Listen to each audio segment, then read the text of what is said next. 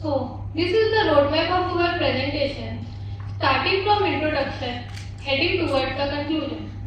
We will start with very basic. What is financial inclusion and what is digital payment? In simple terms, financial inclusion is the accessibility and affordability of formal financial services for seamless transactions. According to RBI Financial Index March 2023, it stands for 60.1 basis points from 56.4 in March 2022. We can observe a steady increase in the Financial Inclusion Index. भैया आप online payment accept करते हैं क्या? हाँ, तो pack कर दीजिए. This is the most common line we hear nowadays in the market. Since digital payment is a new normal.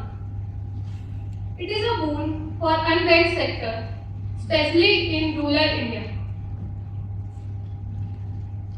RBI has been successfully releasing Digital Payment Index from March 2018 and we can see a remarkable rise over the years. In March 2023, it stands for 395.57. Now let's talk about the modes of digital payment. We have several modes like applications, e-wallet, QR code, credit cards, digital money, etc. We came from a very long distance, up about 1200 kilometers, and in our whole journey, we observed that the process of digitalization of payment make all the process very simple and convenient. The Payment of Vision 2018 was a great initiative by the government and RBI and the central government. The Vision 2018 showed significant growth in acceptance infrastructure. RBI said digital payment transaction turnover person to person GDP increased 8.42 in 2018. Coming to the Vision of 2025, Payment Vision 2025 has been prepared by considering the guidance from the Board for Regulation and Supervision of Payments and Settlement System of RBI. It builds on the initiative of Payment Vision 2019-21. The main theme of this vision is e-payment for everywhere, everyone and every time. The main objective of this vision is to regulation of the big tech and fintechs in the payment space, examining of BNPL methods and exploring of appropriate guidelines on payments involving BNPL. According to World Bank Global Index 2021, approximately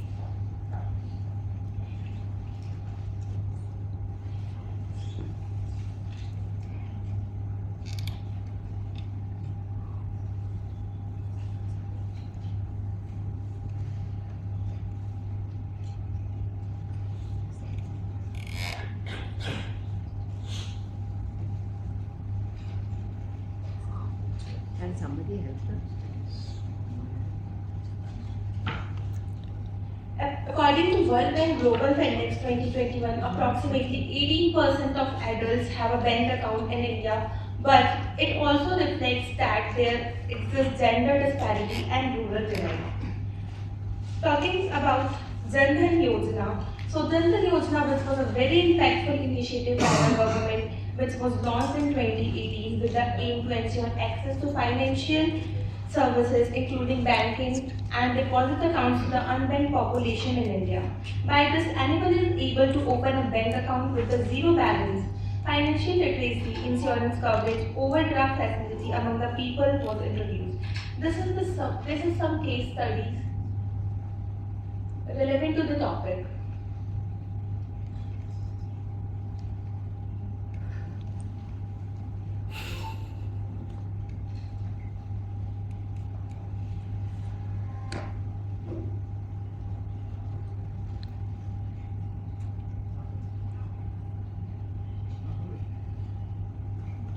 Problem. Even better, we went to the local weekly rural market in a rural tribal area near a university under the guidance of a faculty advisor.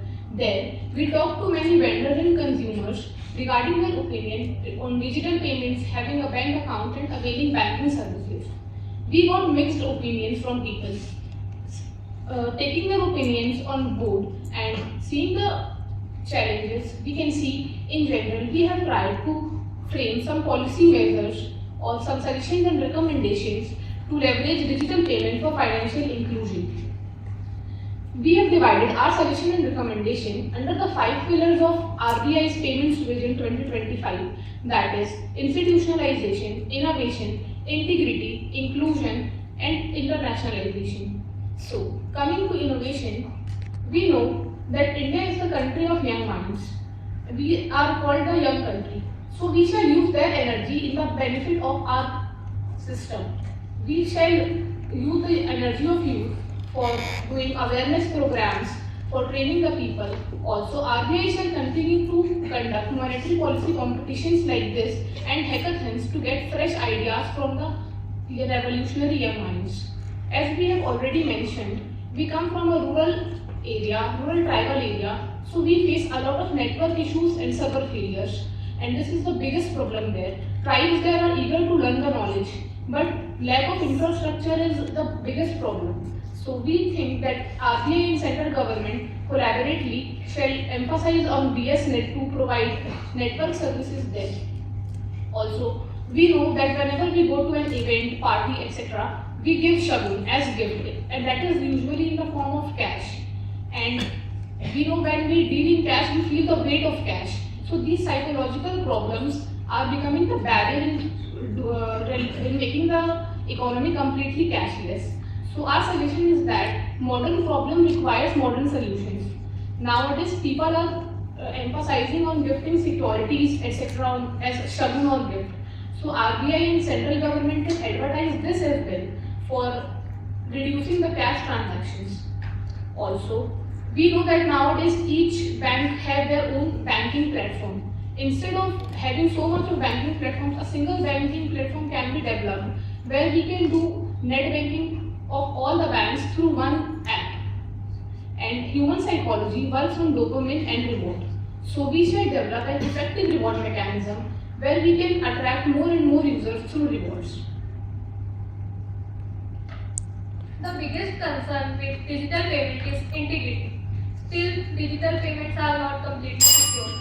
To address this, we have some ideas like we can give a cash users a unique token number which can be avoid sensitive information to be get hacked. Nowadays, fraud through screenshot is increasing, so RBI shall develop a secure interface using blockchain technology so that no one can hamper the transaction details. RBI can develop a multi-factor authentication system to reduce fraud happening through OTPs.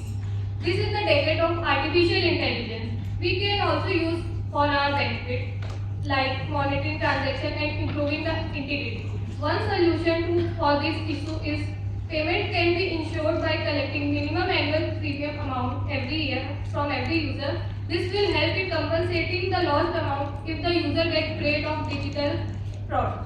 We can also maintain UPI and integrate it directly with bank account, removing the need of debit card.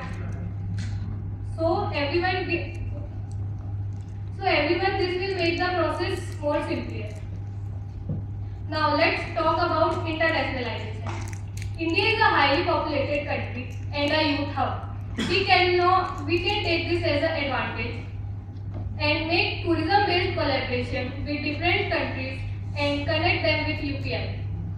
We can also develop that facilitates overseas RTGS, which can save both time and money. Indian UPI is gaining popularity in international markets, like we observed in G20 summit. So we can use this as a medium of exchange in international markets. It also helps in strengthening the Indian rupee and give the boost to our economy. Nowadays, cryptocurrency like Bitcoin is gaining popularity, and RBI has also released their CBDC called e-rupee, so which can be a new sensation in international market, and it is a more stable and trusted. So we can develop a replica, so through which we can learn how to transact e-rupee. Now, I'll be talking about institutionalization. Here, we think central government can work on regulatory framework like revision of PSS Act, educational initiatives, and regular stakeholders. Inclusion. The digital payment contributes financial inclusion by breaking down traditional barriers. They offer financial services to those previously understand, fostering accessibility and reducing discrimination. The empowerment of women is facilitated through increased control over financial transactions, and inclusive design consideration benefit individuals with disabilities. Rural communities, often included due to geographical constraints, can now participate in economic activities. Diverse payment options accommodate various preferences, collectively working towards creating a more equitable and inclusive financial ecosystem. We shall make a single grid for check clearance, one nation, one grid. Central government and RBI has already developed a good infrastructure is working as tonic to the economy. Existing stimulants at UPI, a successful initiative, BHIM-app, Digital India Campaign, GST, and demonetization. Additionally, government often invests in infrastructure development to enhance the digital payment ecosystem. Even after making the best of the policies and doing the best, we still have to face some challenges like substandard internet quality, lack of awareness and adoption. But we are highly optimistic that India will cope up with all these challenges and we will be able to see the best of the results.